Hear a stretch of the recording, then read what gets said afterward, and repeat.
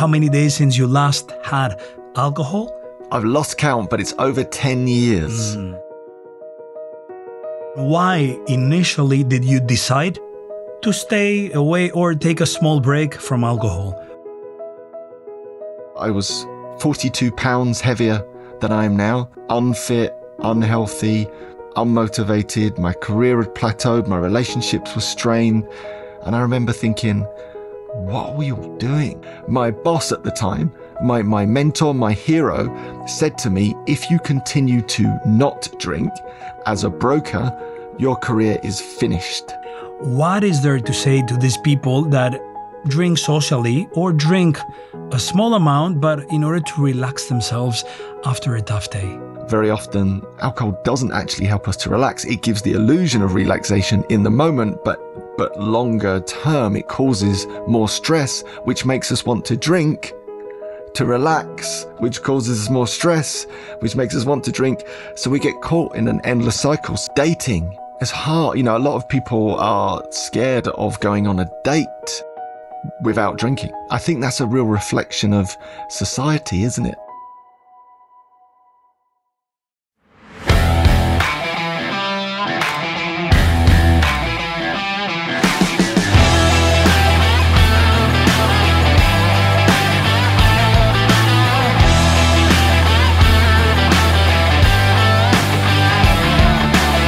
Καλώς ήρθατε σε ένα ακόμα podcast των theSPEAKERS. Είμαι ο Απόστολος Κουμαρίνος και κάθε Τετάρτη από τις 5 ώρα το πρωί μπορείτε να βρείτε ένα νέο podcast διαθέσιμο σε Spotify, Apple και Google Podcasts για να ξεκινάτε τη μέρα σας με δύναμη, με αγάπη, με ενέργεια, με πάθος. Και σήμερα, απόψε, σε αυτό το podcast έχουμε φροντίσει εμείς γι' αυτό, για να ξεκινάτε την ημέρα σας ακόμα πιο δυναμικά. Θα καταλάβετε σε λίγο τι εννοώ, με έναν καλεσμένο ο οποίος ήρθε από την Αγγλία, ήρθε από το Λονδίνο για αυτό το podcast.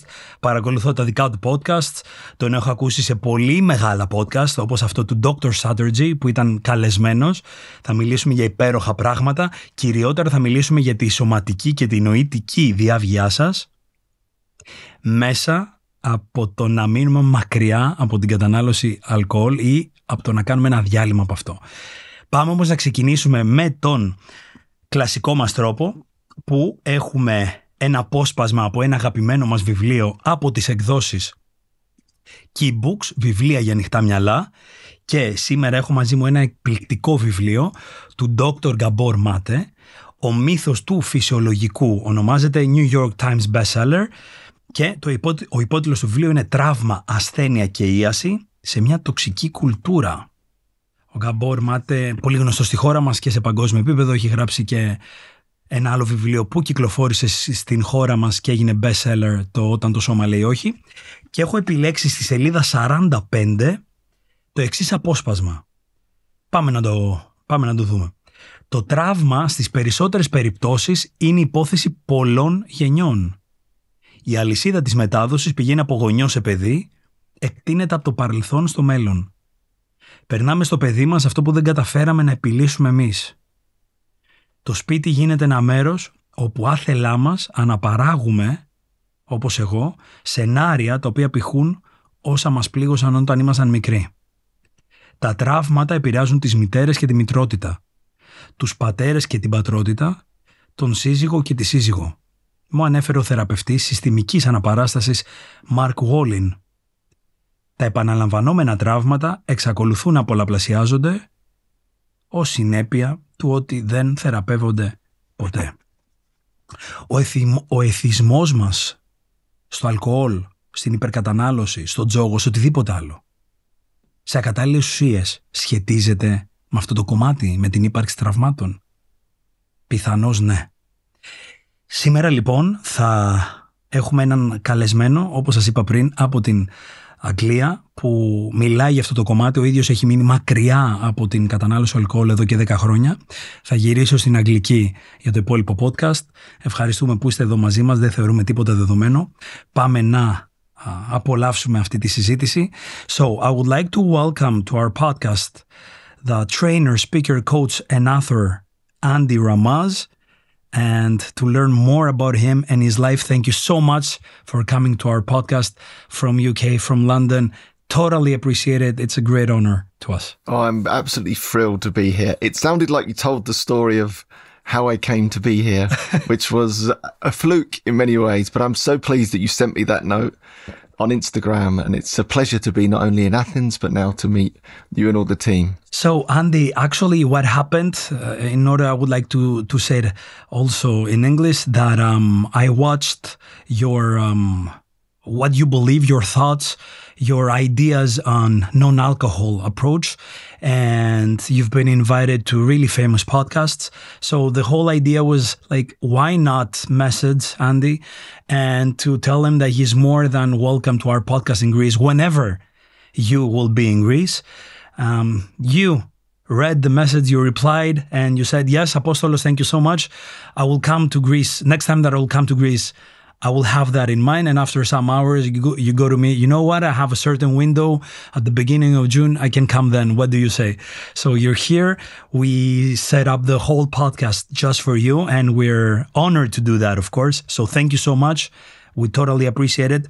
So Andy, your whole approach is non-alcohol approach. Okay. And if I have calculated correctly, you have stayed away from it about 10 years or 9 years or something. Before you reach at this point, you were a professional athlete, and everything started with an injury that you had at your career, right? So how did you transform failure to fuel? What happened to you? Tell us some things about you. I would really like our audience to get to know more things about you. Yeah, that's a lovely saying, failure to fuel. And that's exactly what happened. I signed with a professional club at the age of 10. So my career was mapped out for me. I got to 19 and I was released from my club that I was with at 10, told you're not good enough. That's really, really hard to take. That's devastating. And lots of people don't bounce back from that. But again, my approach, I think naturally was, I'll prove them wrong. So I didn't give up. And I went to new clubs, and then I got a professional contract with a different club, broke into the first team, scored. My dream was to score in the professional league. 1 goal. That's all I had to do. And I did it. I achieved my boyhood dream. Just as I achieved my boyhood dream, just as I started to carve out a career as a professional player, I was injured. And then it was all taken away again. So twice in the space of 2 years. First released, second injured, career finished. It's tough. It was devastating at the time. But again, I think looking back was one of the best things that ever happened to me, because the resilience and strength mentally and physically that you need to come back from that have served me up till this day. You know, I'm 49 now. Through business and through career transitions, that resilience, and we call it bounce back ability, has been really important for me. So a classic case that life's, biggest obstacle becomes one of your greatest gifts. And that was certainly for me. Totally, yes. So tell us a bit about your life in UK, and how from there you became a trainer, a speaker, a coach. I mean, what was that changed, and why initially did you decide to stay away or take a small break from alcohol? What was that spark inside you? Yeah, so after I finished my football career, I traveled the world with my now wife, all over Europe, into Australia, where we lived, and we had a beautiful time there. And then eventually I came back to London, and I was 27, 28. I'd had a great time. I had the shirt on my back. That was it. That was all we had coming back from Australia. And my brother had turned into a really big trader. So he was buying and selling oil shares for BP, the big oil major. Yeah, clear enough. And there was a trading pit in London called the IPE, the International Petroleum Exchange. And my brother said, I think you'd be good at this broking job. I was never intending to stay in the UK. I was meant to go to Ireland. But anyway, I thought I'd give it a go. And I fell in love with it. The guys, in the bright jackets that scream and shout, like Wolf of Wall Street. If anyone's seen that, a little bit like that. And I loved it. It was like professional sport. It was fast paced. It was electric, high stress, high reward. Fast forward 10 years, in my mid 30s, I'd achieved, I guess, a certain level of success materially, But like many people, I woke up 36, 37 with lots of money in the bank, but I was 42 pounds heavier than I am now. Whoa. Unfit, unhealthy, unmotivated. My career had plateaued. My relationships were strained. And I remember thinking, what are we all doing? Why are we doing this? We're all like searching this quest for more money, but all of us are broken bodies, broken minds, broken homes. And I didn't aspire to any of those things. So as part of that, I quit my job, really well-paid job. I quit. I said, I'm out. I'm not doing this. And I traveled around the world again to talk about elite performance. I worked with the gurus, the best coaches, John Grinder. John Grinder is the co-founder of NLP, Neuro-Linguistic Programming.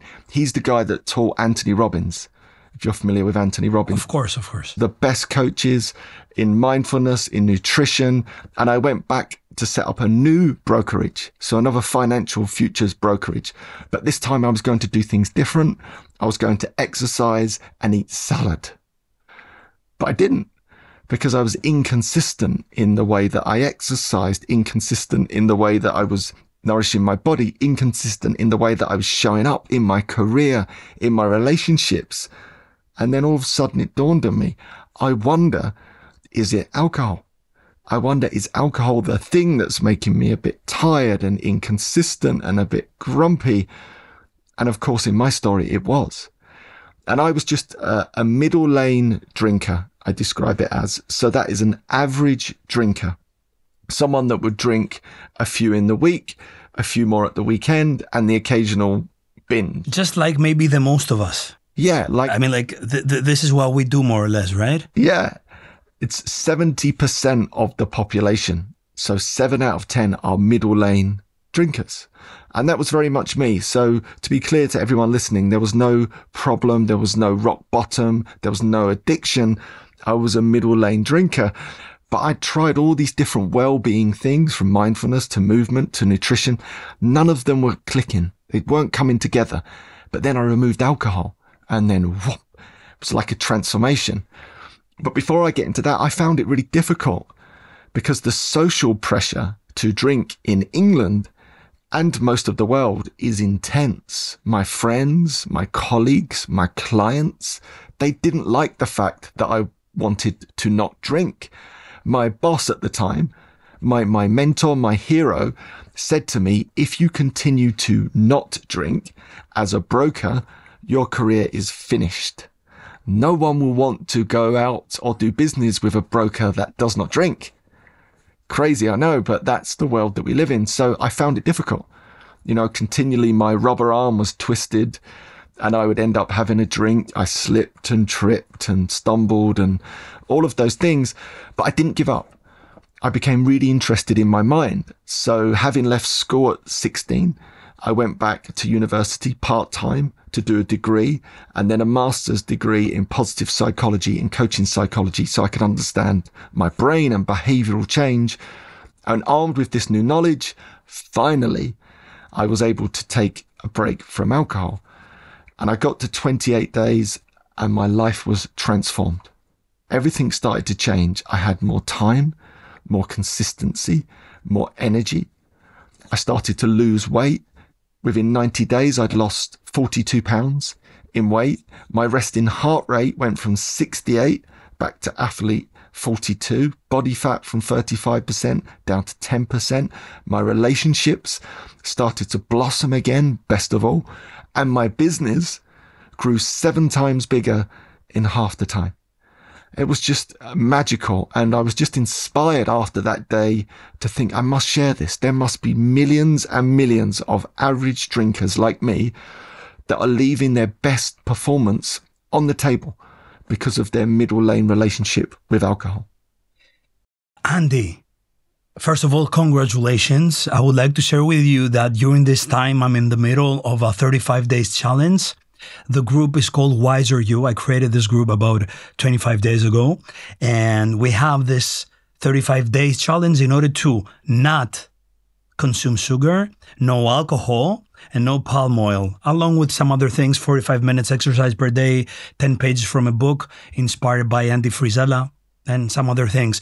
But since I'm in the middle of this challenge, our discussion today makes totally sense for me because I'm away from alcohol already 25 days. And also before that, I was away from alcohol another about 60 days because I was training, I was preparing myself for a trail race. First question. Is it only about alcohol? Because okay, I can stay away from alcohol, but what do I do with the food, with my sleep, with all the other stuff that might cause harm to my body? Yeah, for me, it's the alcohol. For lots of people, that is the thing that actually does not allow them to be consistent with their food, with their movement. Like, if you think about it, for lots of people, the number one thing that prevents them exercising is alcohol, is the tiredness, is, the grogginess, a hangover. Cancel the exercise. The number one thing that gets in the way of people's consistency with food is alcohol. And the day after, where instead of a salad, it's a pizza. What's the number one thing that gets in the way of our mental well-being? Is alcohol. And what's the number one thing that destroys our sleep? We know this scientifically and medically. Is alcohol. So for me, it's the root cause of all, or the prevention of us, optimizing all of those other things. So when you remove alcohol, it's much easier to optimize your nutrition, optimize your movement, optimize your mental health. Therefore, it's the foundation for me of optimal performance. I've come across some researches that actually show this great negative impact that alcohol has on human body. And when you go on sports, whatever, running, whatever is that, you need, you can see this diminishing track when somebody drinks alcohol and then goes back to running. And also I'm one of them because in the past I used to drink, some Greek spirits that with 40% alcohol, and the next day I would go running and I would feel so terrible. I would leave. I would let my body go so bad because I had no other choice. So maybe I would even stop sometimes. But even if I wouldn't stop throughout the training, it was so difficult for me, so tough. Okay, so your journey with this no alcohol approach started. I've heard your videos on Instagram saying about how many days before that, how many days since you last had alcohol? I've lost count, but it's over 10 years. And it was only ever meant to be 28 days and just kept going and going. As I say, once I stepped onto the fun side of the island, the alcohol-free side of the island, I just kept going. Okay, first of all, how do you manage when you socially? What do you do with that? With your wife, with your friends, with everyone that would like to drink? I mean, like a beer, something, whatever that is. 10 years ago, it was much more difficult because 10 years ago, there was no alcohol-free drinks or alternatives at all. Yeah, so you're correct. It was hard. I had to pretend sometimes. So I'd buy an alcoholic drink and just not drink it, just so I could stand there and it would ease the social pressure. But over the last 5 years or so, it's got so much easier because all the big brands now have a 0.0 version. In Greece, in Athens, I've been enjoying lovely alcohol-free beers. I like alcohol-free beers. So they're everywhere now. So when I go out socially, I can feel grown up and I feel part of the crowd and there's a placebo, but I just don't drink anything with alcohol in. So it's become so much easier than it used to be right now, which is fantastic. That's totally true. Tell me something. There are some times that I go back to my home after an exhausting day, and apart than the food, let's say, there's always this option of alcohol that seems attractive. I mean, like someone can feel relaxing, have this sense of I leave the day behind me. Let's have a drink or whatever that is in order to relax.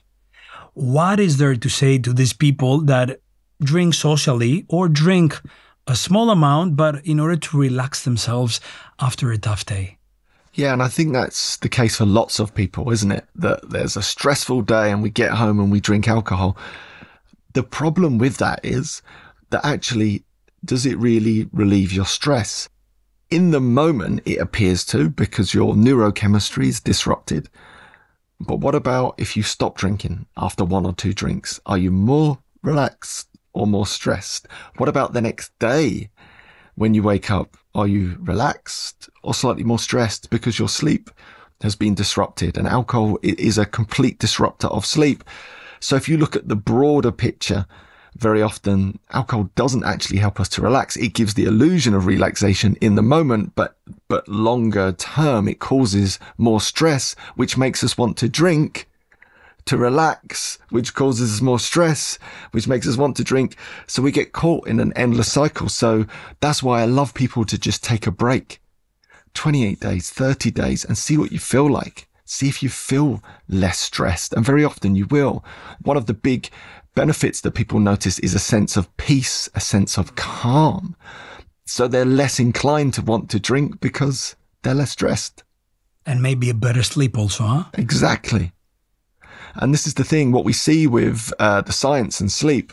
If you can imagine Professor Matthew Walker, who's one of the world-leading experts on sleep, they're not even saying that alcohol-induced sleep is now called alcohol-induced sedation, because it's not even sleep, it sedates our brain. So it knocks us out, so we're sedated, but the quality of our sleep is so poor, even for a middle lane drinker.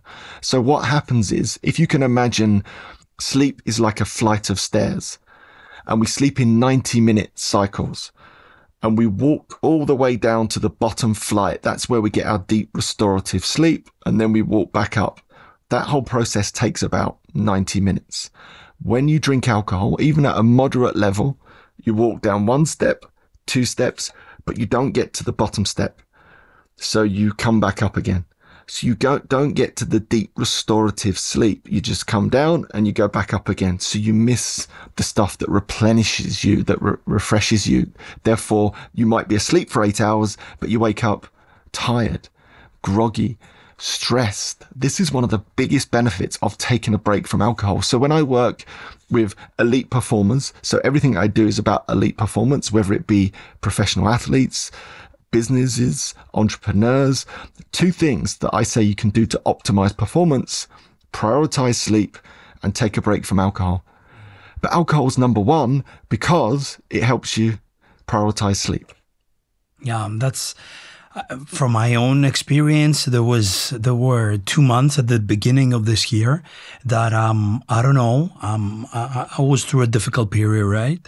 And yeah, with my friends we were drinking, I don't know, 3 or 4 times per week after the office at night. And the other day, exactly as you said before, was so exhausting. Even if I would go running, or even if I was a vegetarian, whatever I would do, still this experience, this feeling was there after the effect of alcohol that it had on my body.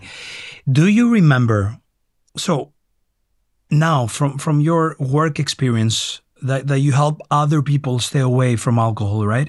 Do you remember a story that someone didn't make it to stay away from alcohol? Finally, that he wanted that much, he wanted to do it, but finally he didn't make it. And if you remember, what was the main reason that this person didn't achieve something like that?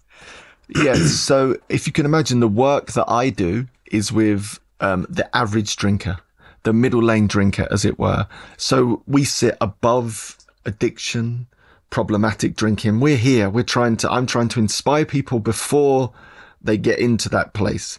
So for some people, they might come to me to take a break, but realize actually they need specialist help. They've reached a place that needs help that I don't provide, which is much more along, recovery, addiction style counseling. So I do see that from time to time, that people come to take a break, but that's an early warning signal for them that actually I'm finding it very difficult to stop. Maybe I need some specialist help. So I see that quite often with people, but really what I'm trying to do is prevent as many people as possible slipping into that space where they have a full-blown dependency. So you believe that when staying away from alcohol, this is like a domino effect to many other sectors of our life, like the impact it had in your life. Do you believe that this can happen also to other people, to have a domino effect also in other sectors of our lives? Absolutely. And that's why I do this. So having inspired hundreds of thousands, if not millions of people now. So I get constant messages from all over the globe of people that have taken a break and all of a sudden they're exercising more consistently. They're eating better. They're sleeping better. Their relationships are improving. They're better at their jobs. Their skin is better. Their hair is better. Like everything in their life seems to get better. And I see this continually through hundreds and hundreds of thousands of people that I've been involved with who would be middle lane average drinkers that decide to take a break. The knock-on consequences in a positive way are huge. And I think that's why so many people right now are waking up to the same realization that actually their life, their performance is so much better when they remove alcohol, be it for a break or a longer period. What is there to say from your experience on someone that has started, let's say, taking a break, and he would like to stay away from it and enter a new lifestyle, alcohol-free? But on the third day, on the fourth day, on the next social event, I get so many messages due to the challenge that we have. Usually these people directly message me on Saturdays. And I have some photos from them on a club, on a bar, whatever. And they share the following. It's almost the same, but it's different people. Apostolos, what should I do? I have a birthday today. What should I do? I'm invited to my best friend's party. What should I do? Everybody else is drinking. So I'm trying to tell these people, you are on your own track, on your own route. Try sparkling, try beer, no alcohol, try something else. Try to connect with people. The essence is not the alcohol or the food, but the relationship you have with the other person. So let's say that on Saturday night, on weekends, most people struggle, especially now in summer that they go out or they go to the beach. At least this is what happens here in Greece. So what is there to share when someone has managed to do a 5-day alcohol-free and there comes the Saturday and there he loses touch, he drinks, whatever, and on Sunday morning or on Monday morning, he feels so bad with them, disappointed with himself, and feels like, I cannot do it. I mean, like, yeah, has this sense of failure. What is to share with someone that, cannot stick to it and every 4 or 5 days struggles? Really good question. Yeah, so we talk about that being a slip up in many ways. So there's some really interesting research from a guy called James Prochaska. James Prochaska created the stages of change model, which is a model of human behavioral change, effectively. But what was really interesting about his research is that when he studied people, predominantly this was around quitting smoking, but the same works for alcohol, is that it wasn't this perfect circle of change, i.e. people didn't decide to make a change and then as if by magic, they stuck to that change. I mean, most people know that in our own lives. It's very difficult to make change, isn't it? So what Prochaska found out, that it was taking people 4 or 5 times around this whole behavioral change loop before they made a change. That's interesting. So I think it's like a corkscrew, an upward corkscrew of change. And what I mean by that is that you might go 5 days around and you might slip up, but you don't go back to zero again. You just loop around, but you're higher up the corkscrew. Now you've learned something, right? That was difficult to do that on a Saturday. Why is that difficult? That's interesting. And then maybe you've learned some new skills when you wake up on a Sunday feeling awful and you can't be bothered to go to the gym and you eat rubbish food. It might be like, okay, well, next Saturday, I'm going to go alcohol free again. Next Saturday, I'm going to plan it and prepare differently. What can I do differently next Saturday? And maybe that is to pre-plan with alcohol free drinks. For example, it might be that actually you book something really exciting to do on Sunday morning that's going to be more exciting than being in the club on Saturday night, and you learn to socialize and connect with people in a completely different way. It might be that you slip up again, but you're still on this upward corkscrew of change. So I always say to those people in that place that, one, it's not about being perfect. And very often people slip up. That's part of the journey. And very often that teaches us everything we need to know. So when you wake up on Sunday morning, fed up and tired and groggy, there's a lesson there for you. There's a really important lesson. So, heed that message and then iterate and grow stronger and bounce back. And then it's this upward spiral. And then at some point down the line, you might crack it, and imagine how great you'll feel then. Also, I totally agree with you. Also, I was thinking, as I was listening to you, the great effect that alcohol has on our sexual experience. And if someone feels good with his body, how will he connect with another person during that in terms of remaining on a good physical conditions? So in a physical condition. So we understand that this thing has an impact in everything. Absolutely. It's so broad. And even in, dating, it's hard. A lot of people are scared of going on a date without drinking. It's like, how can we do that? That's a question that comes up all the time. But I think that's a real reflection of society, isn't it? That, this connection between two people feels like it has to be infused with alcohol. Otherwise, it doesn't feel right. I mean, that in itself speaks volumes to, alcohol's role in our society in the middle lane. Therefore, I think people that are dating, why not do something a bit different? It's a bit lazy to just go for drinks. Everyone does that. Why not create something different? Go for a bike, a hike, I don't know, a swim, do something a bit different and connect with people on a different level. And this is what actually COVID brought into our lives, that we have life outside restaurants, outside cafes, outside stores. We have a life out there where we go, we walk, we run, we share experience, we kiss, we hug. Everywhere, on the beach, on the gardens, on the streets, we have a whole life out there that we're probably missing before COVID, because we had only this kind of option in our minds that if we go out, we should go in to a store or something. But COVID reminded us the true essence of life, which is building strong relationships, no matter where, but with who. Yeah, it's so powerful. And a lot of people will have a limiting belief around alcohol, and they will say things like, I need alcohol to socialize. That's just not true. Our social life is so broad. We're socializing now on this podcast. You're socializing at work. You're socializing with friends. The alcohol socializing is just one tiny piece of your social life. And often we carry these limiting beliefs with alcohol, and we say things like, I need alcohol to socialize, when it's totally untrue. There's so many other ways to socialize, and you can still do those traditional nightclub or restaurant socializing now and do it alcohol free. And you give me the opportunity to mention the following, that we see that no matter what we do, the true essence is the relationships that we build with other people. And this is what actually brought us together, and we came in contact. Because I texted you, you replied, you're here, we're doing this podcast together, and who knows what we will do together in the future, right?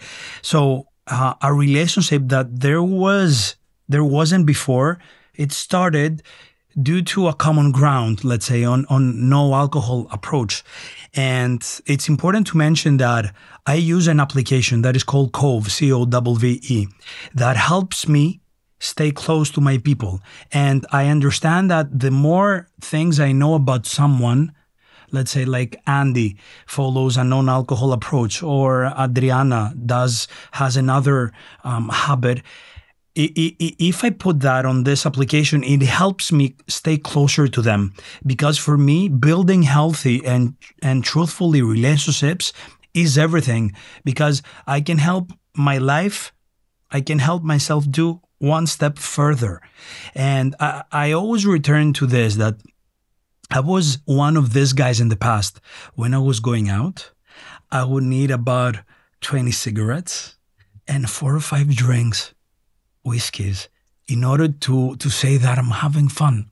And one day I realized, you can do this by yourself. You do not need other people. Even if you go by yourself with 20 cigarettes and 5 drinks, you most probably, you will have a good time, not because of the cigarettes, but because of the quantity of alcohol that you put in your body. So I was like, are you going out for yourself, or you're going out in order to spend time with your friends? Because I had the philosophy that without drinking and without smoking, I'm not going out. It had no sense. This is disappointing. So true. That is so true. And I think lots of people discover that. So what they realize is they thought they were going out to connect with their friends, but if you remove alcohol, they almost don't want to go. So that's interesting, isn't it? That's worth reflecting on. Why is it then, if I'm connecting with my friends, I should just want to go regardless of alcohol? Exactly. It's subject to who, not where. Yeah. And I think that's a big discovery people make when they take a break, because they start to realize, certain things that they thought they were enjoying, they don't enjoy as much, because actually they were there less for the connection and more for the alcohol. So then they start to learn new ways to connect with people, or new hobbies or shared interests that bring them into contact with different people, that starts to change their world. There's some brilliant research from a guy called Nicholas Christakis. Exactly. Half Greek, it has to half be. American. Yeah, exactly. And he did, it was around a big piece of research called the Framingham Heart Study, but he was a network researcher, and he did this beautiful work, and he realized that emotions, habits and actions flow through our networks. So what he discovered with obesity, if someone in your immediate friendship circle becomes obese, you're 45% more likely to become obese yourself. And if someone in your network, so a friend's friend becomes obese, your chances goes up by 25%. Which is crazy. And if someone, a friend's friend, it's 10%. 10%. Bravo. I mean, that, and I think that's what we're talking about. Jim Rohn, the great motivational speaker, has this nice saying that I like: you become the average of the 5 people you spend most time with. And I think that's so true. And I think what happens is, when we're drinking, our world is a bit smaller. You know, we try less things, we've got less energy, less time. When we remove alcohol, we have to find new ways to socialize. We reignite old hobbies and interests, and then we broaden our surroundings. We connect with different people, with different habits, different lifestyles, and very often that's incredibly beneficial. Are there any steps in order to share that will help me go to a 28-day, let's say, alcohol-free period? Yeah, I think setting a challenge, which you're doing, is brilliant. is probably the optimal thing, because most people like a challenge. And also with a challenge, it has an end date. Okay. Which feels good for lots of people. It doesn't feel like a forever. Forever's too long for most people, but an end date is great. But I know a secret. And the secret is this: if you stay alcohol-free for long enough, very often it's so attractive. Because you've got more time, you've got more energy, you're getting more things done, you're better at your job, maybe you're an even better parent, even better at everything you do. Why would you give that up for a couple of drinks that are going to make you tired and grumpy, and in my case, make me put weight back on and make me not as good as my job or as good a parent? I'm just not doing that. Why would I drink? That makes no sense to me anymore. So that's the secret for me. If people take a break very often, whilst they're alcohol free, the benefits they experience are so powerful, they won't want to go back. I can test myself also in this 25 days that it's time that maybe I think of alcohol. I'm saying, like, what a great experience. I mean, like, staying away from alcohol and from sugar for this period of time, it feels better with my body. So it's a greater experience. So why should I stay away from that or return to our previous point? So you're absolutely right on that.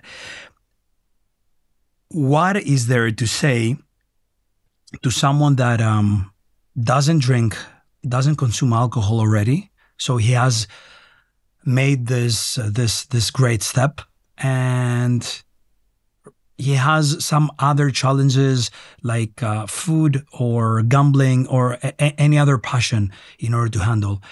Would you suggest a same approach as the alcohol? What do you think on that? I mean, like, is there an opinion, an idea of yours on how do we move from, let's say, one stage to another? Yeah, I think a similar approach really to that of alcohol. I think a break is always good from anything like that. Yeah. Rather, I think if we start too big, it's overwhelming. You know, if it's never again, that's it. That's too much. But to build small breaks and build momentum through those breaks, whatever the habitual change is, I think that's really important. I think that's a great place to start. I remember that some of my instructors last year in a retreat that I went in Italy, they kept telling us small changes. Because from there, I changed to become vegetarian, right? So I remember that they were like, small changes. It's not necessary to become a vegetarian or whatever. You can start step by step, little by little, and you will see the road at the end and what exactly you would like to do. Last but not least, there's an expression that we have in the speakers, right? That we follow, and I've also tattooed it on my body, on my right arm.